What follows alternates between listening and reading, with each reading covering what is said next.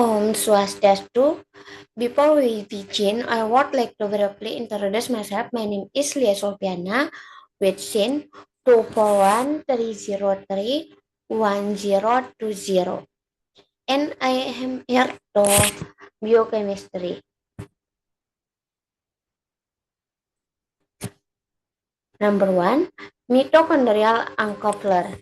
A drug that increases membrane fluidity but causes proton leak is an uncoupler that disrupts the proton gradient, proton motive force.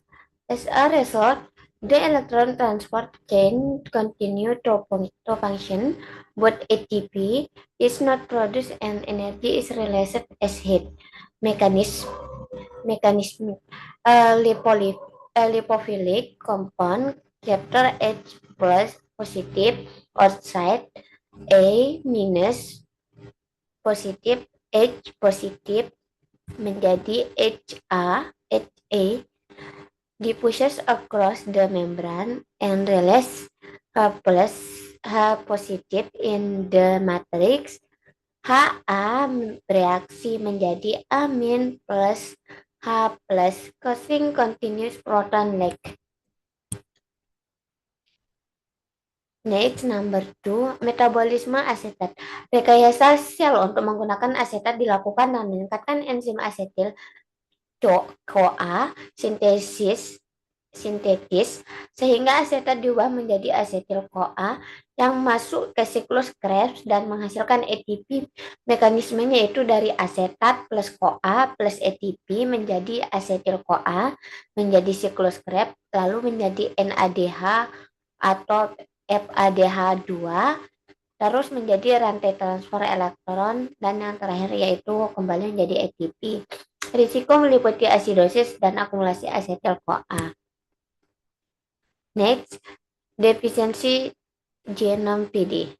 Pada defisiensi G6PD, produksi NADPH menurun sehingga glutation tidak dapat diregenerasi menyebabkan eritrosit rentan terhadap stres oksidatif.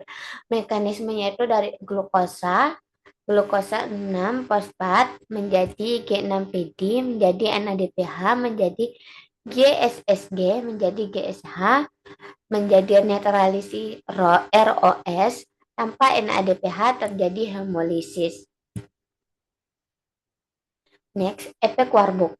Sel kanker menggunakan glikolisis cepat meskipun tersedia oksigen untuk menghasilkan ATP dan prekursor biosintesis. Mekanisme itu glukosa, piruvat, laktat, ATP cepat. Hal ini mendukung pertumbuhan sel kanker.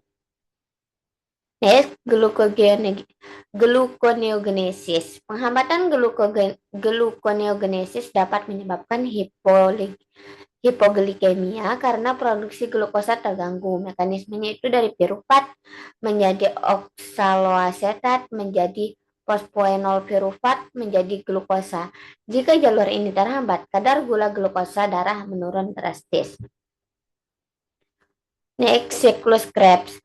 Mutasi pada enzim alfa ketoglutarat dehydrogenase menghambat siklus Krebs sehingga produksi NADH dan ATP menurun. Mekanismenya yaitu alfa ketoglutarat menjadi suksinil CoA menjadi NADH menjadi ATP. Gangguan ini berdampak pada seluruh sistem energi sel. Next, ketoasidosis. Ketoasidosis terjadi ketika produksi badan keton berlebihan akibat peningkatan oksidasi asam lemak dan rendahnya insulin. Mekanismenya itu dari asam lemak menjadi beta oksidasi menjadi asetil CoA menjadi badan keton atau asetoasetat menjadi akumulasi menjadi penurunan pH darah. Jadi kondisi ini tuh lebih parah daripada diabetes. Pencegahan dilakukan dengan menjaga keseimbangan insulin, glukagon, dan asupan nutrisi. Next, fotorespirasi. Pada tanaman C3, Rubisco dapat mengikat O2 sehingga menghasilkan glikolat yang tidak efisien. Mekanismenya mulai dari RUBP plus O2 menjadi fosfogliserat menjadi glikolat. Proses ini mengurangi efisiensi fotosintesis. Next, enzim PFK1. PFK1 adalah enzim kunci dalam glikolisis. Inhibisinya menyebabkan penurunan produksi ATP.